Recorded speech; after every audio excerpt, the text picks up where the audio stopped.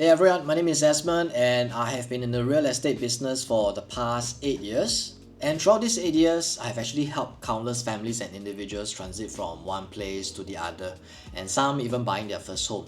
Right, so if you have been through a property purchase or sale before, you would know that there is actually a lot of requirement for you to do your planning, your own considerations in place to list it down, to sort out what are some of your priorities here and there.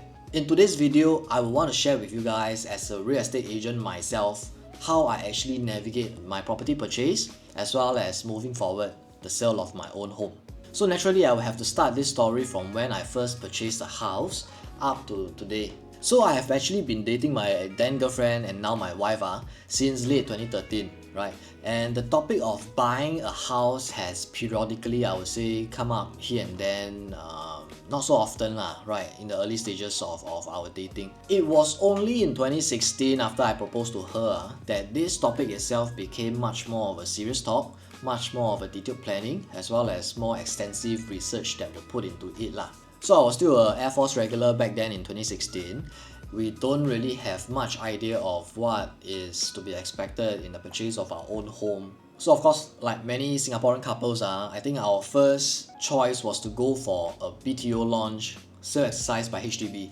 And if I don't recall wrongly, I think we went for more than 7 times. Every time we paid $10, I think we paid more than $70 already lah. Some are close to our parents' place, and some others were just simply, let's just go and try for it and see how it goes lah.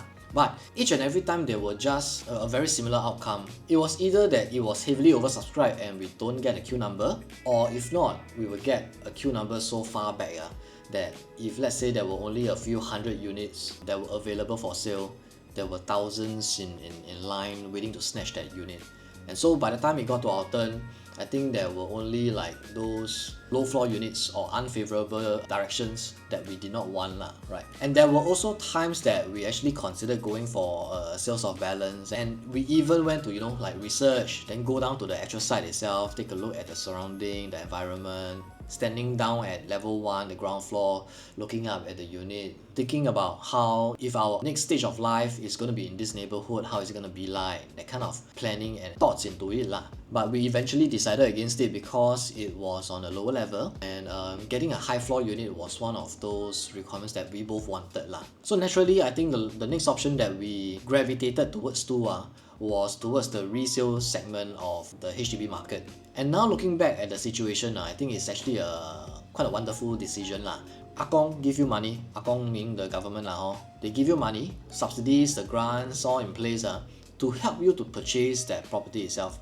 So of course, I think as a young adult and as a young couple with very little savings, we decided to chomp for it.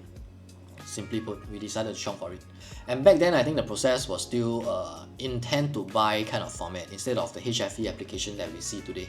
The EHG, the Enhanced Housing Grant that we know today, back then in my time was known as the Additional Housing Grant, the AHG.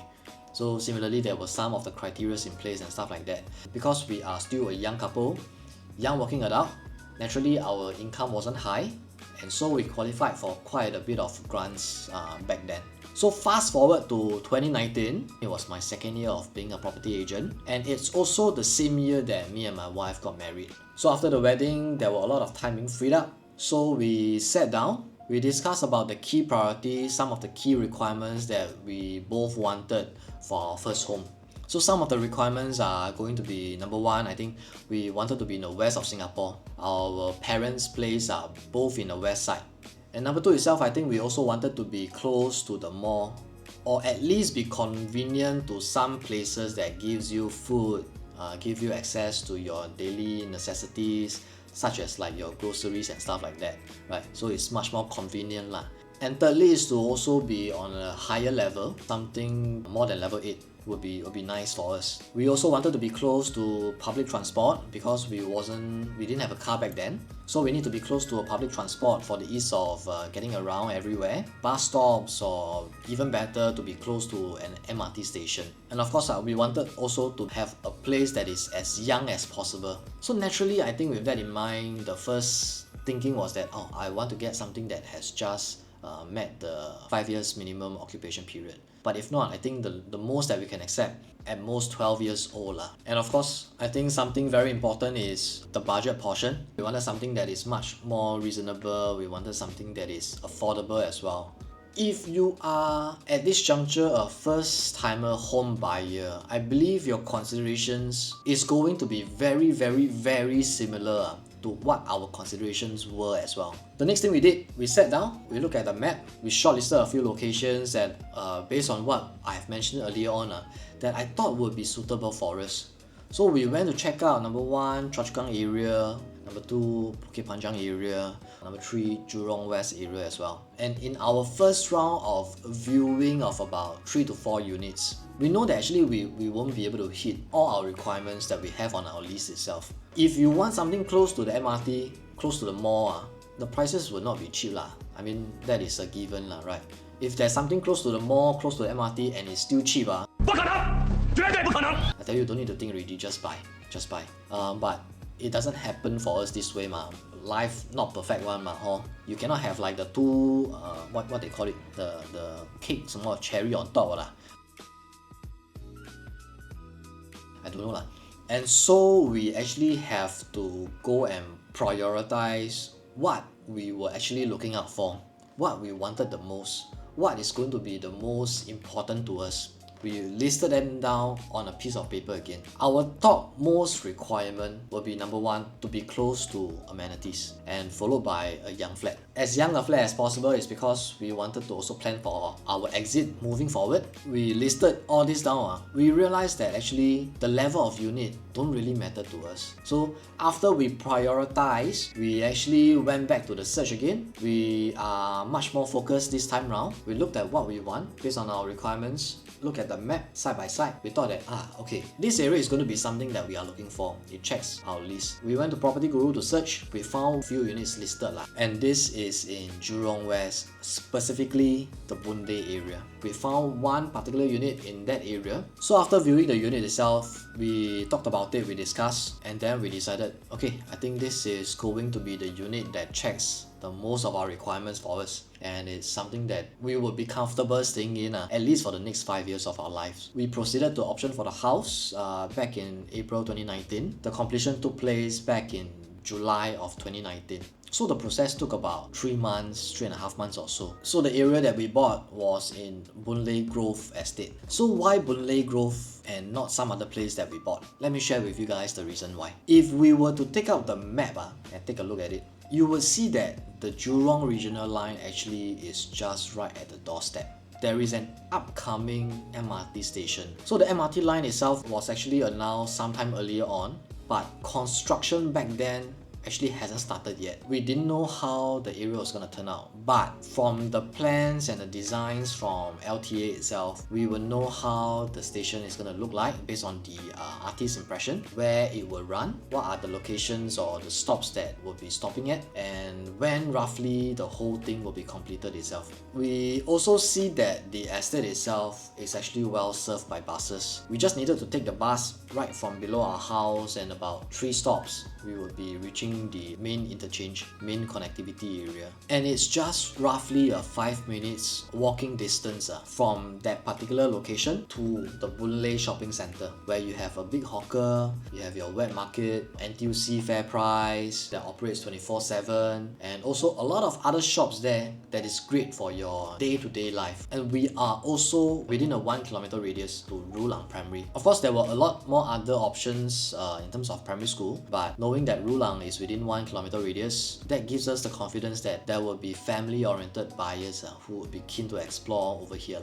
And if you were to take a look at this map again, there are actually 3 plots of land over in this Boon Lay area. It's namely the Boon Lay Meadows, the Boon Lay Grove, as well as the 21X series. At the point of time when we are looking to purchase, that particular 21X series hasn't met the 5 years MOP yet. The only options that we have back then was either Boon Lay Meadows or Boon Lay Grove. We went down to check out the site, the blocks itself, the units that were listed for sale also. And then after walking about that whole estate, Boon Lay Grove would actually be a better option for us. Why I say this is because in terms of the comparison between Meadows and Grove, the common areas in Grove, I think in my own personal opinion is generally much more favourable for us as a young couple. So Boon Lay Meadows was discounted from our consideration. We decided to focus mainly on Boon Lay Grove. There wasn't a lot of units on sale back then because it was a very young estate. So in one sitting, we arranged for all the units to be viewed at one go, and eventually we did decide on one unit, which is the one that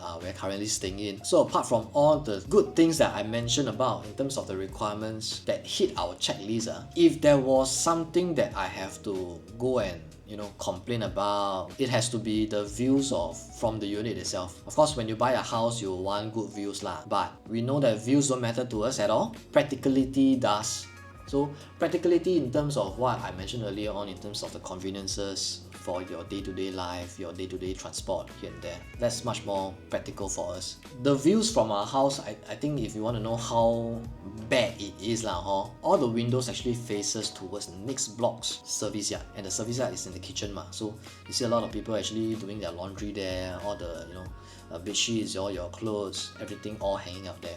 There were totally no views at all. So when we bought the unit, it still has more than 93 years of lease remaining. So it was a very young unit, and it practically just met the MOP. Owner decided to list it up for sale. We saw this unit and we bought it. So being an agent myself, naturally when I bought my place, I have to use the negotiation skills that I picked up into the purchase of my own home, and it did help It did help. Honestly, the highest level over here is level 16, and we managed to secure a unit above level 10, so we consider this as a high floor unit We managed to secure it at a price that is even lower than what the lower floors were transacting for, and I know it set a record in the estate back then for being the lowest price unit. It's something that is really just wonderful for us. So the only cash we paid for was the $5,000 deposit, and it's part of the purchase price as well. The rest of it, we funded it by our CPF grants that were given to us, as well as the HDB loan that we took up. And so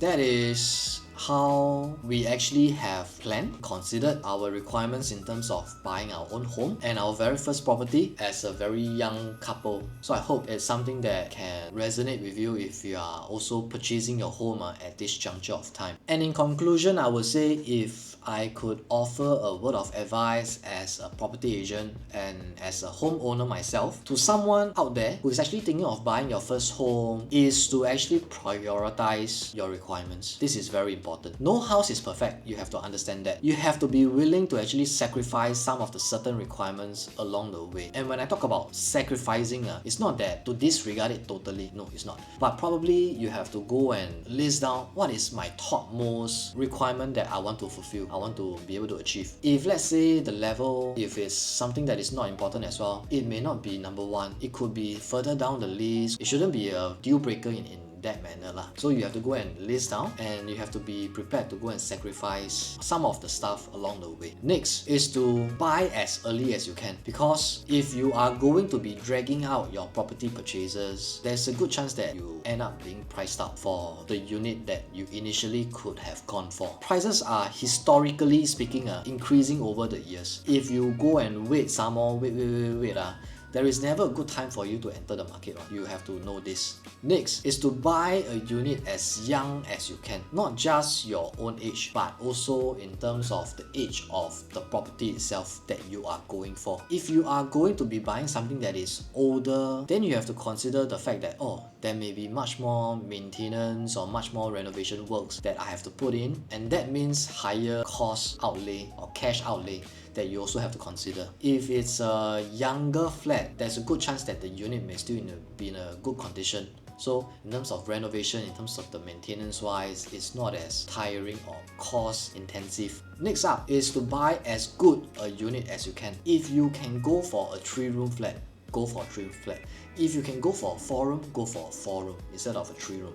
If you can go for a 5-room, go for a 5-room instead of a 4 or 3, so on and so forth. So if you can go and buy a landed at this juncture, go and buy a landed. And next is to actually buy as big as you can. If it's in your comfortable budget zone, just go for it. Also, go and plan, go and research, and go and plan again. And if you are someone who actually wants to keep on property hopping, you have to consider this very carefully. When you buy a house itself, what is going to be your exit strategy some years down the road? Can you sell? Will there be buyers available? And who would be the target audience who would be buying into your property as the next owner? You not just have to think in terms of as a property owner, you have to think when you are selling, what would your buyers be thinking also?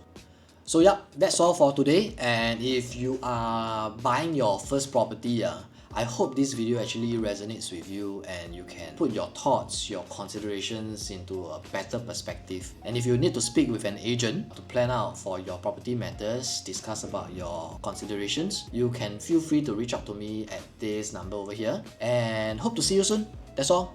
Bye.